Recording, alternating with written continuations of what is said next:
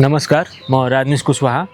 आज हामी अपाङ सेवा केन्द्रमा जाँदैछौँ अनि त्यहाँबाट हामीलाई गुनासो आएको थियो। त्यहाँ बच्चाहरू बस्नुभएको छ, त्यहाँ खानेहरू अलि अप्ठ्यारो नै छ, खानेकुराहरू पुगिरहेको छैन। त्यहाँ सहयोग गरिदिनलाई हामीलाई आएको थियो होइन।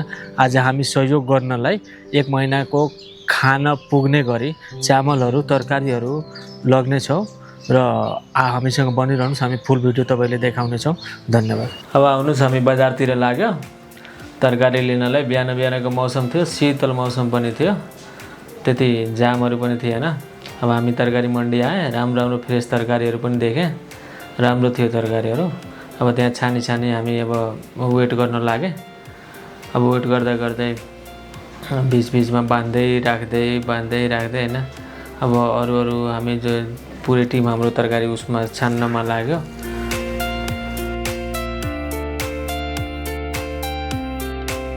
अब अरू जुन तरकारीहरू थियो हरियो त्यो पनि राख्न लगाएँ।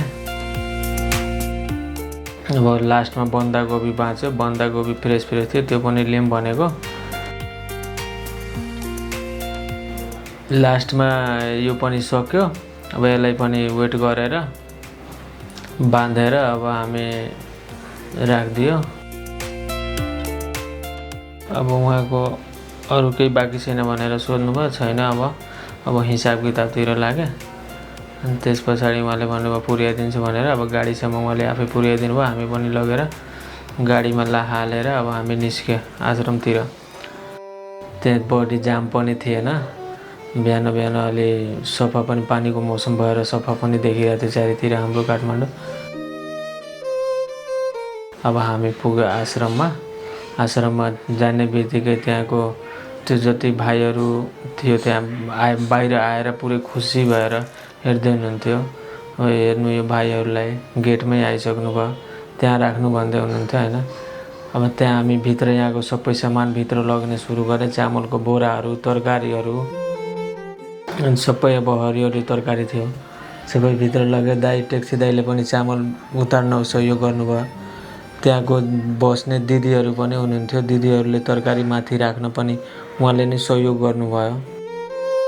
अनि यो साथीहरू, यो भाइहरू जति थियो नि, यो आश्रममा बस्ने सब भाइहरू यति खुसी। यो एउटा भाइले हेर्दै हुनुहुन्छ, उहाँको आँखै छैन, उहाँ पनि पुरै मक्ख खुसी भएर।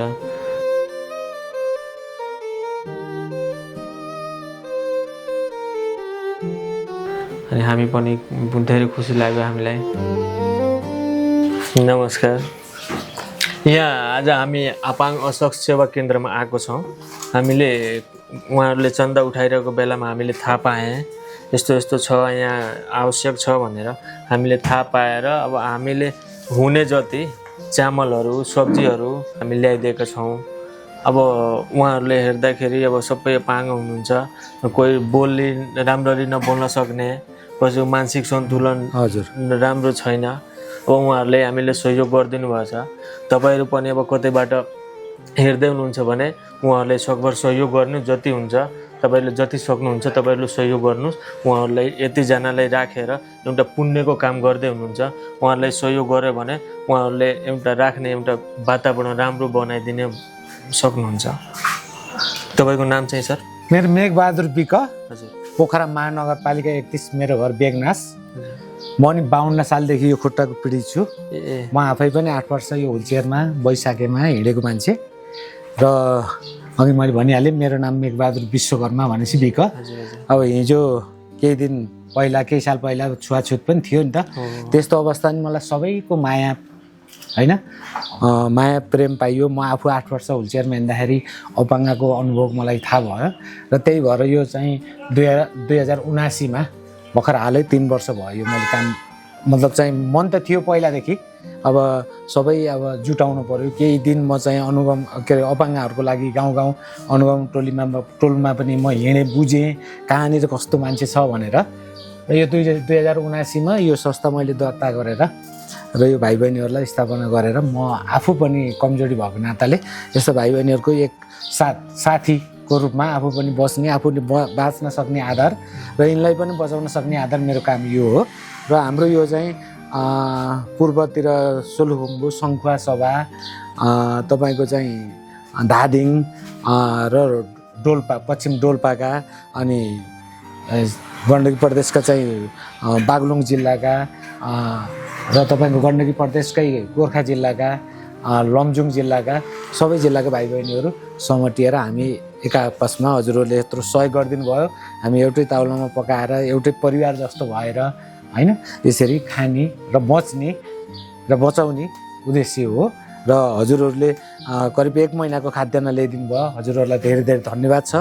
र यसरी नै अन्य साथीभाइहरू दाजुभाइ दिदीबहिनीहरूले पनि आफ्नो जन्मदिनहरू है त्यस्तोमा सबैजना आइदिनु होला र हजुरहरूले 2-4 महिना लगाएका कपडाहरू पनि यहाँ युज हुन्छन् होइन।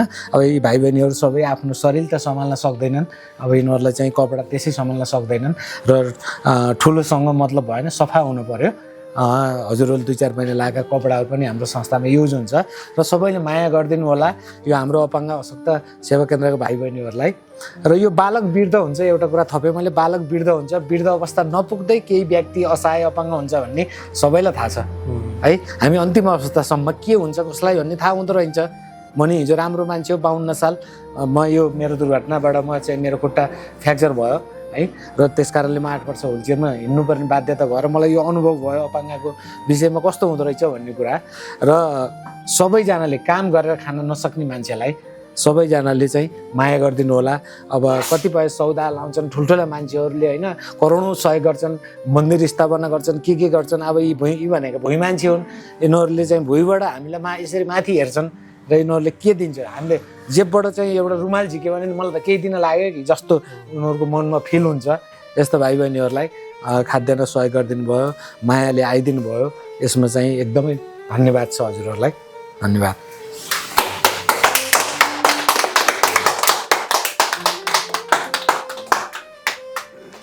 ल तपाईँहरू राम्ररी बस्नुहोस्, अब हामी लाग्छौँ होइन। फेरि भेटौँला, फेरि हामी बिस्तारै बिस्तारै यस्तो कार्यहरू गर्ने रहन्छन्, तपाईँहरूको बिचमा आइरहन्छौँ होइन। अब तपाईँहरूलाई अरू आवश्यक केही पऱ्यो भने हामीले जति हुन्छ बाहिरबाट नै सहयोग गर्नेछौँ।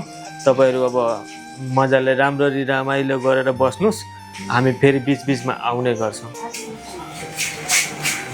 यो 4वटा बहिनीको भाइ, 4वटा बहिनीको, 4वटा दिदीको दिदीको उहाँ घर चाहिँ यो धादिङको यो लास्टमा जन्मेको छोरा मगर हो। यो दुईटा आँखै छैन र यो पनि बाबुआमाको एउटै छोरो, एउटा बहिनी एउटा दिदी उसको। उहाँ चाहिँ कहाँको? सोलुखुम्बुको उसको जिब्रो छैन। अनि तपाईँले आफ्नो पीडा बुझेर यस्ता धेरै मान्छे छन् भनेर सहयोग गर्न लाग्नु भएको धेरै राम्रो काम हो होइन। अब हामी पनि बाहिरबाट जति सहयोग जुटाउन सक्छौँ तपाईँलाई सहयोग गर्छ। यो मात्र होइन कि आज भयो अब भयो, आउने दिनमा हामीले तपाईँहरूले कपडाको सहयोग हुन्छ कि खाद्यान्नहरूको हुन्छ होइन, हामी सहयोग गरिरहन्छ। छुवाछुत थियो नि त, म बस्न पनि बाहुन समाजमा छु। अब किन भन्दा जस्तै अब गाडी नजाने ठाउँमा घर थियो होइन, अब डोलामा बोकेर ल्याउँदाखेरि बाहुन केटाहरूलाई बाबुआमाले कामीलाई बोक्न हुँदैन, छुन हुँदैन भन्थे कि। त्यस्तो बेलामा पनि लुकी भागी अब मलाई गाडीसम्म झारिदिए होइन। अनि पोखरा गण्डकी अस्पतालमा मेरो उपचार भयो केही दिन र त्यहाँबाट पनि सक्सेस भएन र म चाहिँ केरला, इन्डियाको केरला र पोखरा हरियो खर्कामा मैले जो यो अपाङ्गको बारेमा बुझ्न जति सकेँ पोखरा हरियो खर्कामा बसेँ मैले 8 वर्ष व्हिलचेयर। र मलाई चाहिँ जस्तै यस्तै सहयोग पेटीबाटै मलाई केरला चाहिँ उ बेलामा चाहिँ 1,40,000 रुपियाँ दिएर मलाई चाहिँ अपाङ्गकै कोषबाट मैले उपचार पाएको मान्छे हो कि। र त्यही भएर मैले आजीवन सेवा गर्नै पर्छ, नत्र भने अहिले मान्नुहोस् एउटा चटपट राखेर अथवा सानो किनेर पसल राखेर होइन, अथवा केही पनि गरेर केही पनि होइन, एउटा तरकारीमा ठेलामा तरकारी बेचेर केही नै आफ्नो जीविका पठाउन सकिन्थ्यो नि त। किनभने मेरो एउटा खुट्टा त ठिक छ, दुईटा हात ठिक छ, यो खुट्टा पनि मेरो यस्तो फोल्ड पनि हुन्न, केही हुन्न, स्ट्रेच छ, फोल्ड हुँदैन यो गाडीमा हिँड्छु, फोल्ड हुँदैन। र तपाईँको चाहिँ आफ्नो लागि त बच्न त सकिन्थ्यो नि त। र हिजोको दिनमा यस्ता भाइ बहिनीहरूको के अरे सहयोगको पैसाले मैले उपचार पाउनु त यी भाइहरूको खुनाले बराबर हो नि त। त्यही त हो। हुन्छ तपाईँ टेन्सन नलिनुहोस्, तपाईँलाई हामी निरन्तर सहयोग गरिरहनेछौँ होइन।